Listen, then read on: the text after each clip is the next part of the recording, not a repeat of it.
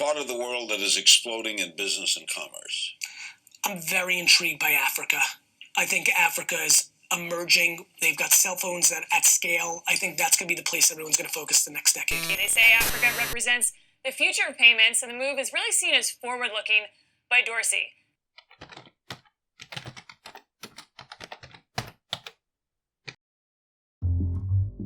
For a couple of years now, Africa has constantly been called the next emerging market. But how true is this? One thing I know for sure is that technology is definitely the propeller. And why do I say so?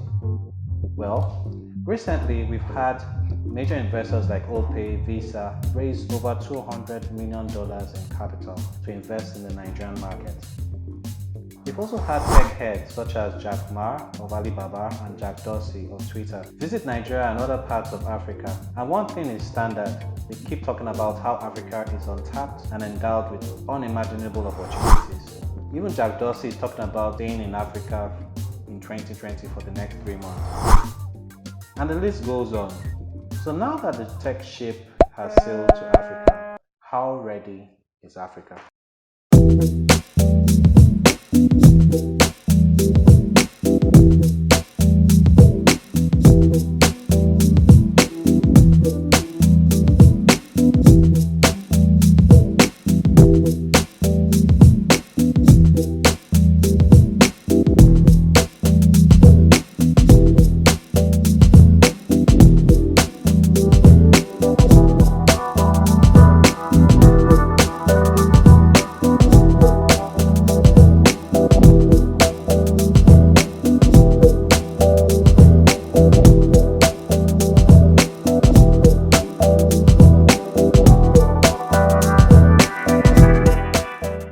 I sat down with my very good friend Devyn Simone to talk about technology and its opportunities for us here in Africa.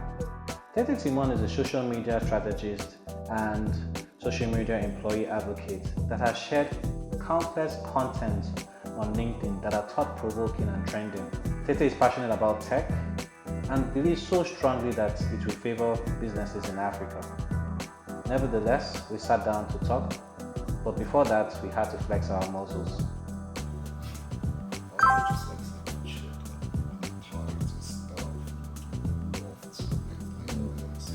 The fact that we're using social media, a lot of things are happening, a lot of talks with LinkedIn, what you do with LinkedIn. So, what do you think about technology for us here in Nigeria, especially artificial intelligence?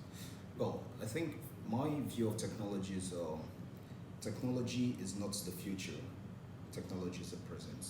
If you really want to make impact in any sector, technology is not the future. Technology is the present. And we were together at the Zenith Bank Tech Fair, and we listened to really insightful, knowledgeable speakers talk about this topic, and I was really excited to be there. And what you see across the world is people are really looking at better ways to amplify or optimize whatever business they do with the use of technologies. And there was a speaker, the lady from Google, said something that the problems of Africa cannot be solved with traditional method of the past. Sure. So if we must move forward, we need to find a way to incorporate not all technologies, of course. I mean, when you look at the concept of digital transformation, that's where people get it wrong. People think digital transformation is all about getting all new technologies and bombarding your office with no. Digital transformation is about looking at your processes and finding the right kind of technologies to optimize it. So if you're used to maybe like in the kind of business that we operate, one of the things that really consumes our time is more of like finding content, and also writing the content and stuff. But if you can design the technology that can find the content for you, so you save time. If you find a technology that can predict the kind of text you want to use, that's what you're just saying. I'm sure somebody is listening and like, okay, why don't I buy into this and actually create some kind of content that we actually some automated process that can create. You just have a way of gathering content for yourself based on the kind of things you click on. Of course, based on it learns, and that's where AI and machine learning comes in. At Connected Circles, we're actually developing this kind of system. We call it a robot that sorts for content and could also predict the kind of text to go with it, because it's not just enough to source for content. You also need to say something on this content. So going back to the issue of technology, I believe every industry should really, if you're operating in any industry, look out for the technologies that can help you, become more efficient. That's the purpose of technology. There are, whatever industry you're operating in, there is a technology out there right now that can really help you become more efficient in the practices, help you save time. It's going to help you save cost as well, and also improve your productivity.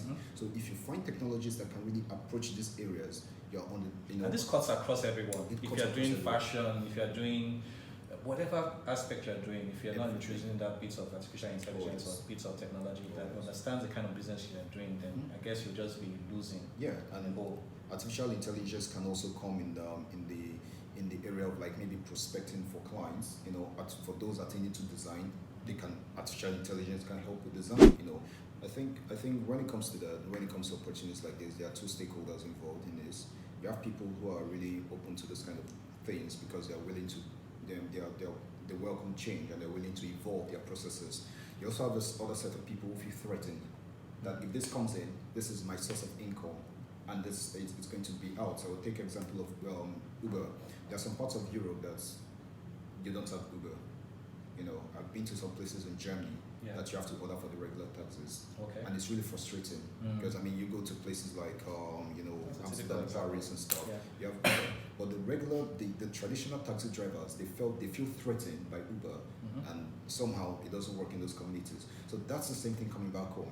When you come back home, you see that there are so many opportunities there, but we may not be able to see those opportunities. It takes someone who has gone out to see, these are the things happening out there, and wow, back here, these things are not happening. Okay, let me just quickly pack my things because I'm already facing stiff competition over there. But when I come here, the market is just for me. So in the next few years, I'm in control of this market before it gets saturated.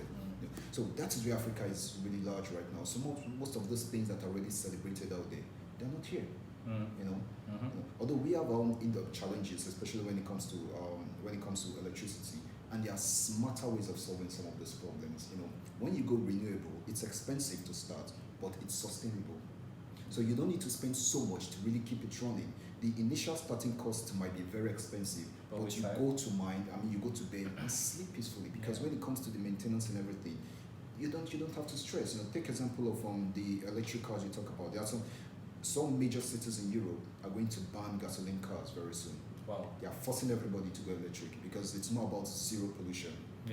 Because no matter that's how what much the world is actually crying for now. That's it. True. So it's zero pollution, but in this part of the world, we are still not used to that. But all it takes is for some organization to come back here and see the opportunities. When it comes to solar renewable energy, solar is a very good source of energy in Nigeria. And initially I made reference to Hyundai. In the other part of the world, we're talking about electric cars. Hyundai is talking about a solar car right now. So the top of the car has a solar panel to charge the batteries in the car. So you are taking off the stress of actually going to electric station to plug your car, wait for like 2 hours to fill your batteries. All you need to do, just keep driving. Wow. In as much as your sun hitting the solar panel on the top of your car, you keep going. Now imagine if you have something like that in Nigeria. Okay, so So on this note, I'm going to jump to the next question that I have for you, and it has to do with. I remember we started out, we were talking about it, and from what you're saying, a bigger organization comes and look at what is actually needed here for us here in Nigeria. And a good example is OPay. OPay has come in, and you have the OPay Okada moving around Lagos. So they've come, and it seems like they understand the social behavior. So what you just said, that company coming big and coming to really solve and use a lot of, because they call it fintech, and so what do you think about? To introductions into new markets like this, one of the things that can guarantee your success is if whatever you're introducing is disruptive. And in this part of the world, there are different categories of people. We have the lower, you have the middle, and you have those in the upper class. Those in the upper class, not so much a majority. You have majority more in the lower and middle class. I think where OP has been able to, they've been able to hit the lower class and the middle class, which are in larger majority. And with this technology, although some of this technology is being introduced are nothing new in this part of the world, that brings me back to what I was saying. But in this part of the world, especially in Nigeria and other parts of Africa, it's so cool because if you, I read about the OP in UK, it's more about like stress-free kind of payment, maybe like an equivalent for Apple Pay. Because most times, like if I'm going out to shop, I may not really have my card. All I need to do is just tap my watch against, the POS and I pay. But that's really strange in this part of the world. But with OPay coming with this QR payments, protecting the user also, because these days people don't really put their ATM card into the POS stuff and put your PIN. Yeah, It's really crazy. So right now, what you are saying, hold on. So what you are saying is, for me, being here for too long, Yeah. I'm unapologetic. I'm not apologizing. Yeah. Because it's what I'm used to. I go to the ATM machine and I use my card and It's it's your budget. PIN. So you're trying to tell me, imagine you're introducing something where all I have to do is, I don't even need to press the numbers. I just tap my card on the device, tap my phone on the device, That's it. and I go. Yeah, because for every device or every phone that comes right now, they have this NFC technology. And with the NFC technology, all you need to do is just tap your phone against a device that really accepts that, and you make payments. If you have a smartwatch, most smartwatch comes with the NFC technology as well. You have your cards in your watch. If you want to make payments, you just tap on it and you. So it's contactless, and the receiver, the merchant, does not really have your card record, as against putting in your card and putting your PIN, which they can really manipulate. So when it comes to payments, we need to start looking at security. And I think that's where OPay, when with the QR payments, they've solved the problem of security. And that goes back to what I was saying about being disruptive. If you want to really be disruptive in the margin market, solve a major problem in the society.